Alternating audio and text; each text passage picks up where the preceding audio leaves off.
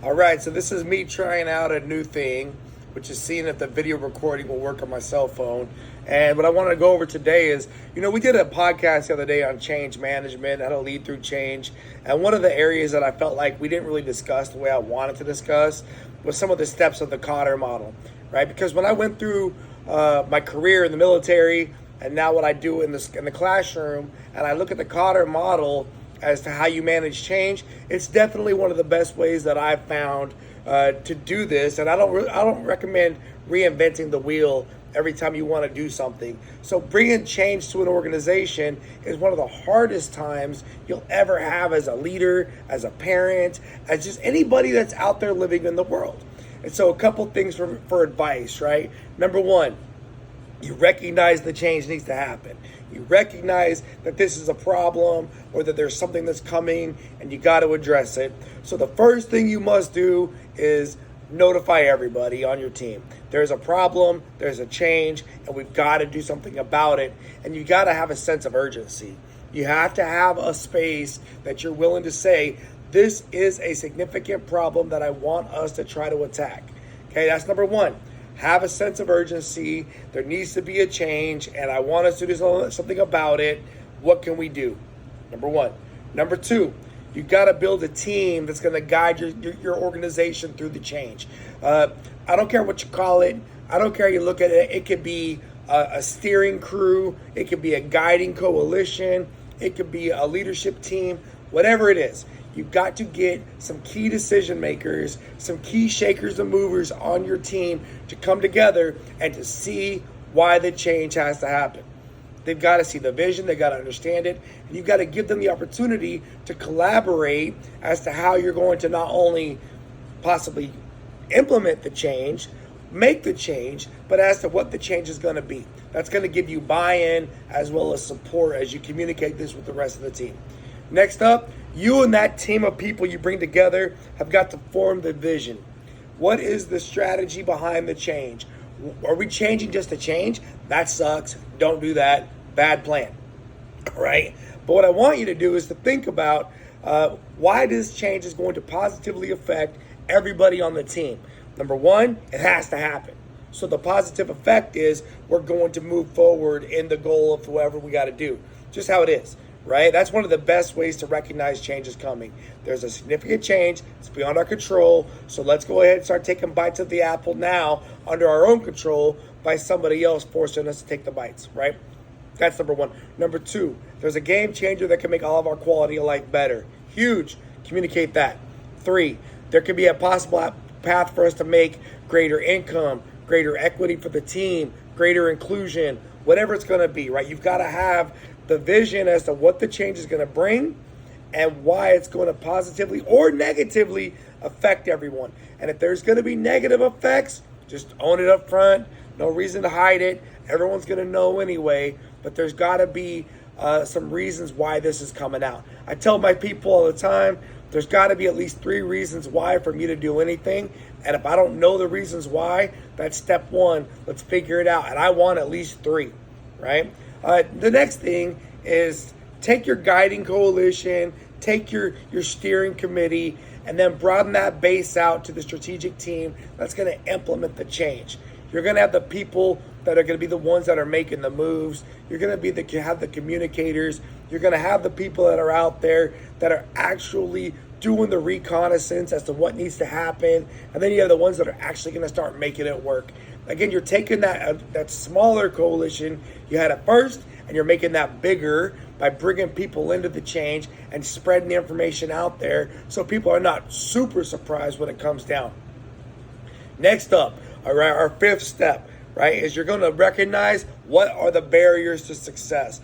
What are the things that are going to prevent you and your team from accomplishing this change? And then remove them. Simple.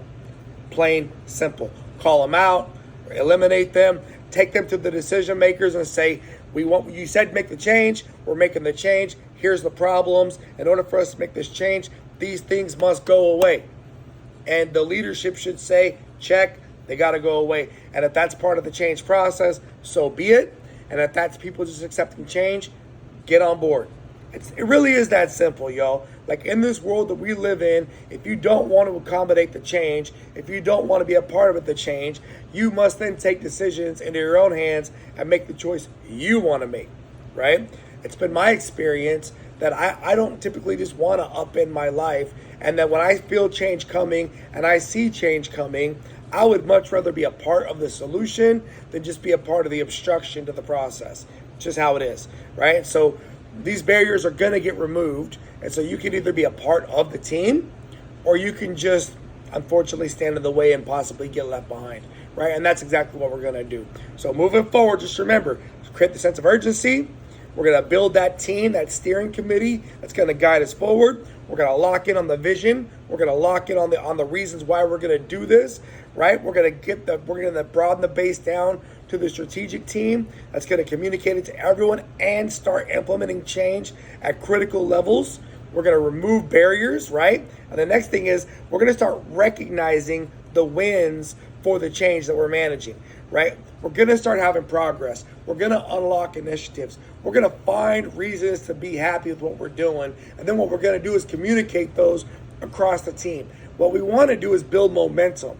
We want people to recognize the change is not going to be bad and that we're going to have these victories that we can then celebrate. Ultimately, growth is always uncomfortable. You know, my sons will tell me, Dad, my legs hurt, my knees hurt, wonder why it hurts. It's because you're growing, bro. You want to grow. You're always talking about growing. You wish you were taller. That's the pain you've got to go through to get taller, right? Oh, by the way, you need to eat the right food. Oh, by the way, you need to be active and be outside. You need to do these things that are going to help you to be uncomfortable as your body's going to grow. And someday your body's going to stop growing on its own unless you don't manage your nutrition, and it might start growing out instead of up. And you've got to worry about that change management throughout your entire life. The same processes are going to apply, right? And so don't worry about the uncomfortability. Worry more about where is the change going and being happy with the change, right? Huge. Now, once you got the momentum growing, you're generating these wins and everyone's kind of celebrating, you cannot allow it to slow down. Here's what happens. You'll start the change, you'll get some early momentum, people will be happy, and then you'll plateau. People will stop wanting to put the work in, and that sense of urgency must come back around, right? Leaders must always have the sense of urgency that we're not done until the plan is finished, right? We don't stop when we're tired, we stop when we're done is a real thing. And we must always operate from the space of this has to get done as soon as we can complete it, or we're not going to ever get it done. Because unfortunately, there's always going to be new challenges to drop into the bucket. There's always going to be new taskers, new changes, more things coming. And you've got to be able to hold those things off as leaders until you finish the things that you start, right? That's huge. And so once you start the momentum, keep the push on and keep the team pushing. Everyone's got to row. Everyone's got to row to the same drum beat, to the same direction.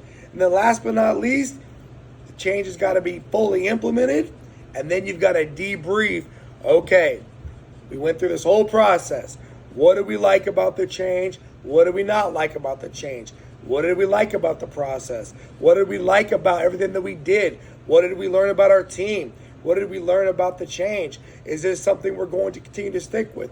I've learned in my career that it's easier to recognize the problems with the change sometimes after it's been implemented, vice before you even start implementing it and you're just being an obstructionist, right? So I hope this helps people out there. Not sure where this video is going to go. This is really me. We're trying to work on different looks for the YouTube channel and for the feeds. And so I appreciate y'all. Hopefully y'all have a great day out there. And Master Chief out.